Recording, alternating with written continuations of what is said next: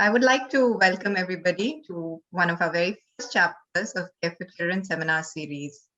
For those of you who have not heard about us, Care for Children is a service project of Art of Living Foundation. It's been funded by Sri Sri Ravi Shankar.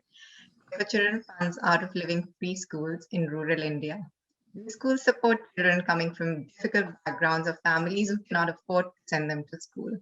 Our presence in India has been growing thanks to countless donors that regularly support us, and we are truly grateful for that. We have about 702 plus schools across 1,300 villages and 22 states in India, providing free education, food, clothing, and other supplies to over 70,000 plus children.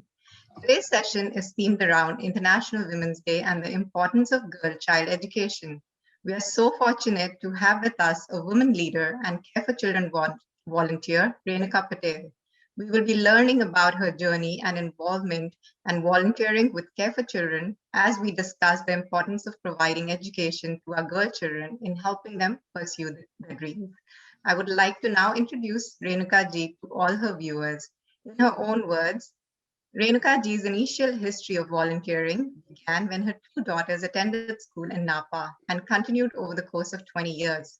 In Napa, she also volunteered for the American Cancer Society and a local senior citizen organization.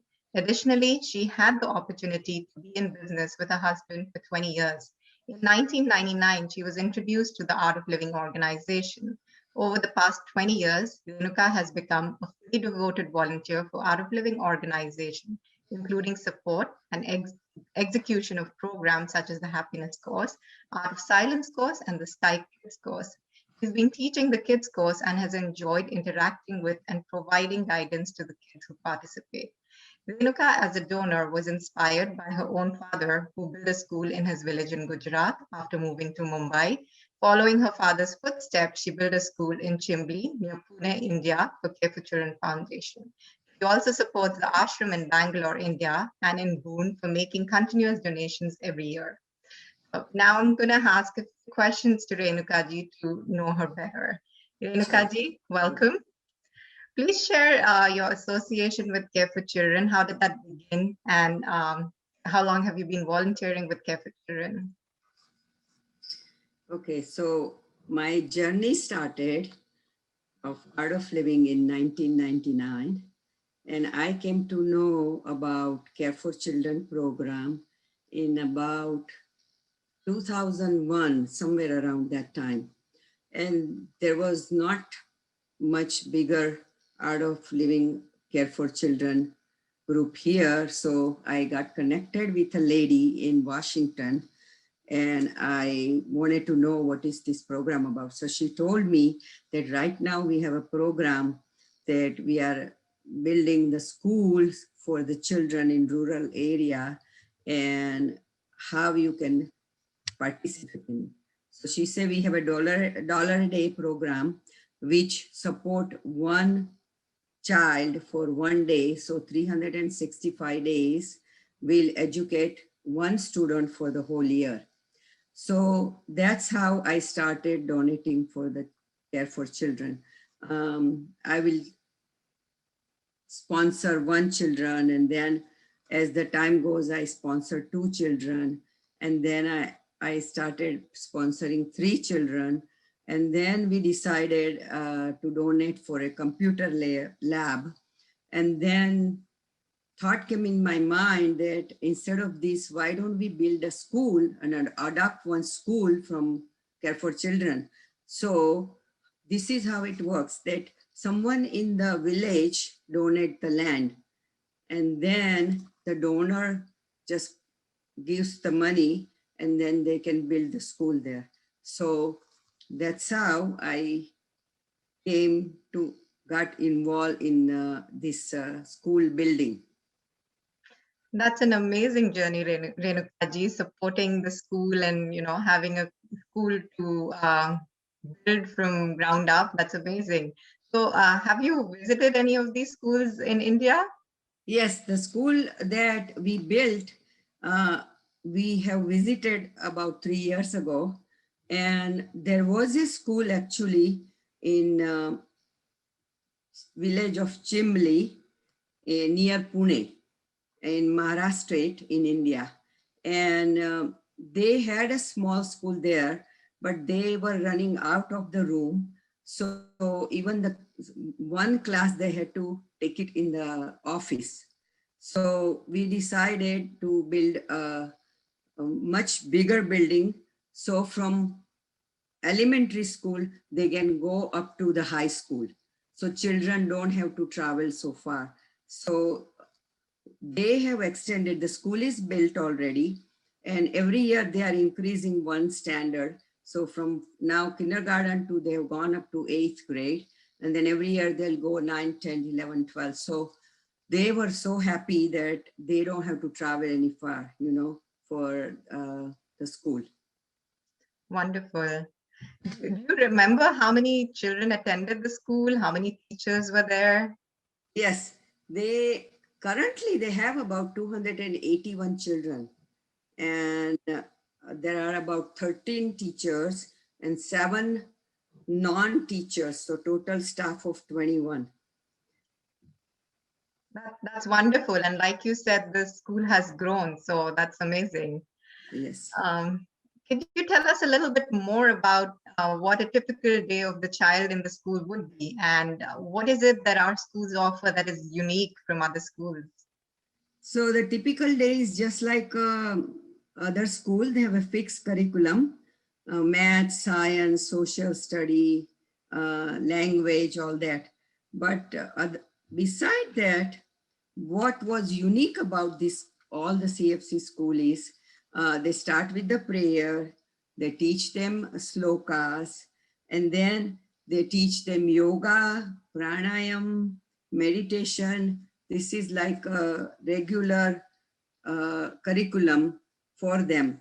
And I think they also teach them to respect the elders, and then they also teach them to have a more healthy food they should eat, and emphasize that instead of eating junk, have a more home cooked food, even for the lunch and all that. So that was, I think, very important, that, you can have a regular curriculum, but all this yoga, pranayam, little bit about the culture and all that will help you in the life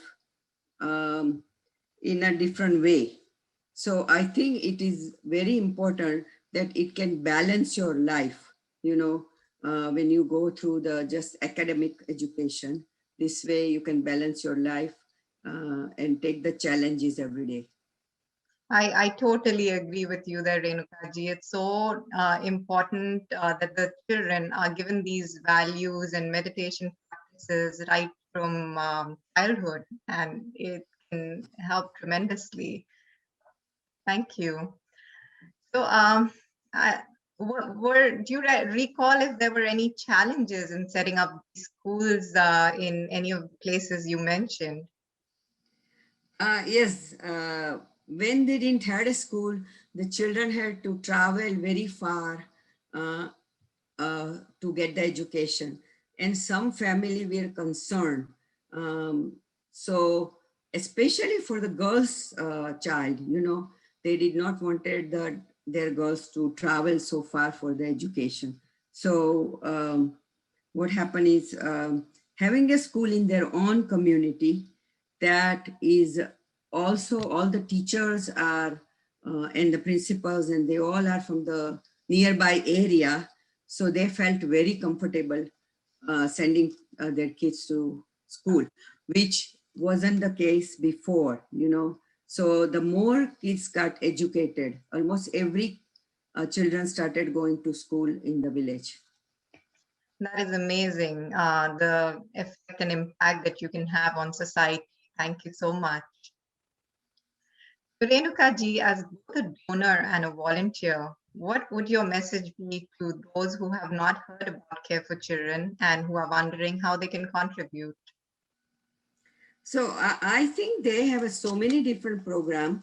You can participate. You can participate in $1 a day program, which supports the one student for the whole year. Or you can, sometimes they have a different needs. Sometimes they need a school bus for safety of the girls and all the children to travel them far.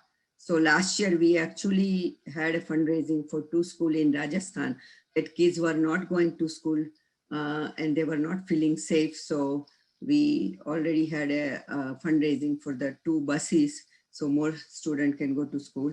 Other way, I think people who are fortunate like us, parents who are having a good job, they should donate every year for one child. They should sponsor one child because they are so fortunate, their own children can go to school. So like if they have a birthday party or if they have a Christmas party or a Diwali, so they should gather little bit money and donate for one student as such as their own kids are so fortunate so they can give education to them and that education can change somebody's life, you know. And my father used to always say that, you know, you can have a money which you can lose, you can have house you can lose if there is a disaster, but your education will stay with you till the day you die. Nobody can take away from you, nobody can steal it, it is your asset. So, Renukaji, I would like to take you back in time when you were and you still are a young girl. What did you dream of becoming when growing up? When I was growing up, my father was from small village and he came to Mumbai now, and started his business. So, and he got very successful business person. So when I was little, I had a 2 thing in mind. One, I wanted to be a social worker. So my college degree is in sociology and psychology. And I always wanted to help people. And the second thing was, I was always telling my father, you know, when I grow up, I want to come and work in your business, you know. So what happened is both my dream got fulfilled. I came very young age after my graduation in this country, after I got married. And then for a couple years, I started working. And then when my children were there, I started working in their school. So almost 20 years, I did volunteer work in their school, you know, in a different section, raising the fund or teaching them or helping them with, you know, their homework and all that. So that gave me good satisfaction. Beside that, like you said, I work for hospital, I work for Cancer Society, American Cancer Society, and then I work for elderly. I always find something to do or help out to somebody. And then later on, my husband and I started a business. So I was with him in a business for 20 years. And so both my dream got fulfilled. And so I'm here to fulfill other girls and other children's dream. Wow, beautiful thoughts there. So, Renukaji, who were your mentors and who all do you think supported you in this journey? Uh, there are 2 mentors. One is my father. He was my mentor because he always was in favor of educating children, especially a girl's child. So as my mother grew up in a village in Gujarat, they did not had a school.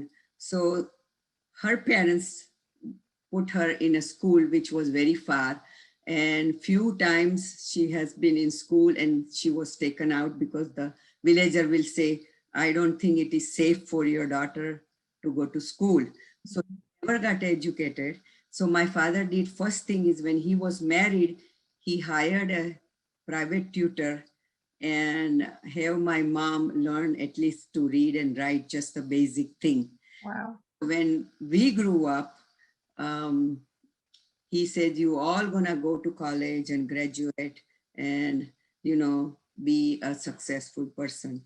So we all got graduated from college, not having my mother any education. And then I have 2 daughters who has been born and raised here. And one is in computer science and MBA. She was in a management. And the second daughter is health management. Um, profession. So she is a vice president. So there is 2, 3 generation has made a lot of progress, and they all are very happy, very successful women.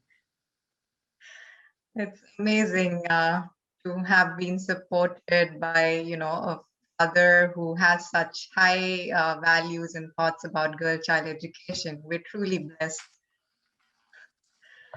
So, what would you say to young girls, not just in India, but around the world, who have a dream? And what do you think they should do to be more successful? I think every girl should focus if they have a chance to go and have a education and further education, which is getting more and more possible in every country around the world.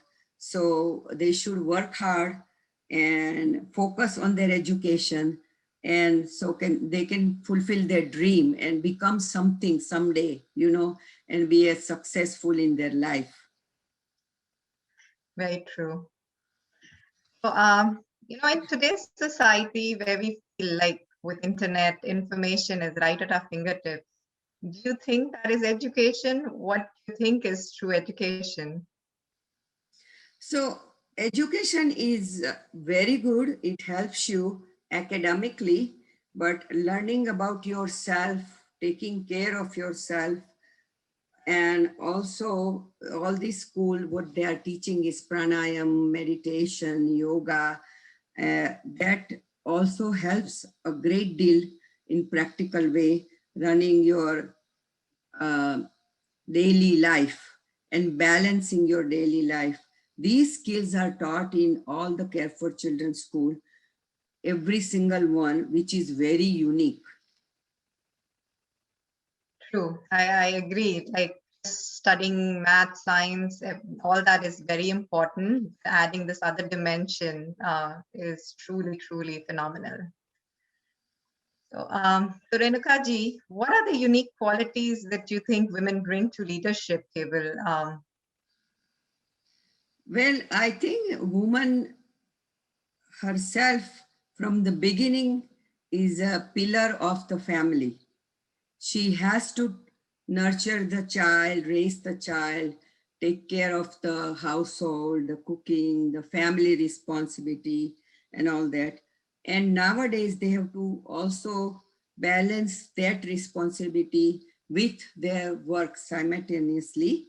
So they are very good in managing time, managing and balancing priority in the practical way. And that helps them being in a business world also very successful, because they have taken a lot more responsibility uh, from day one in their life. And so they are the best manager, I think. And many successful women are doing much better nowadays compared to even men, because all this practical thing, since they are young, they get this responsibility and all that, so they can do that. Thank you. What progress do you think you have seen on the gender equality front in work and in life?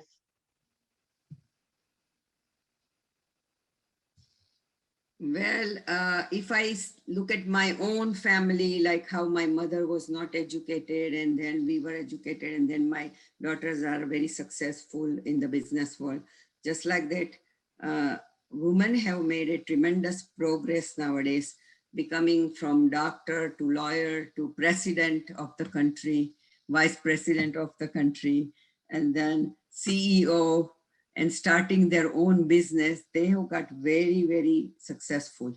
And if the parents don't have a money to educate their children, I think Care for Children having a over 700 plus school is giving them an opportunity. And all over the world, I think it's impacting that more and more people are donating for the school education, and especially girls. So Care for Children has made a tremendous impact in providing this education in India. Lovely. So now my last question for you is, it seems like you've had an amazing spiritual and philanthropic journey. What motivates you to do and continue doing so? I think it's Guruji's grace. My second mentor, I did not mention, Oh, yes. you know, and when I was in a business and I was trying to balance my life, I had a mother-in-law at home and I had to go take care of her while I'm taking care of the business and running around, and it was affecting my health. So that time, I think in 1999, Art of Living came to my life and Guruji came in my life.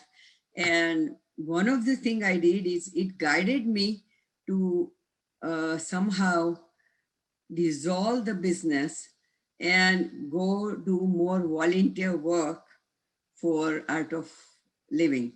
So that's what we did in 2002. We sold our business right after a couple of years after coming in Art of Living. And I thought, what good is this money if my health is not good? So I started doing yoga, pranayam. I started taking every courses, and it started making a difference in my life on my health. So, and then I said, well, why do I need so much money? You know, I can go help out. You don't only do just earn the money, but you can just, that money can use for the other people. So that's what I've been doing for 20 years. Amazing. And donating. Yeah.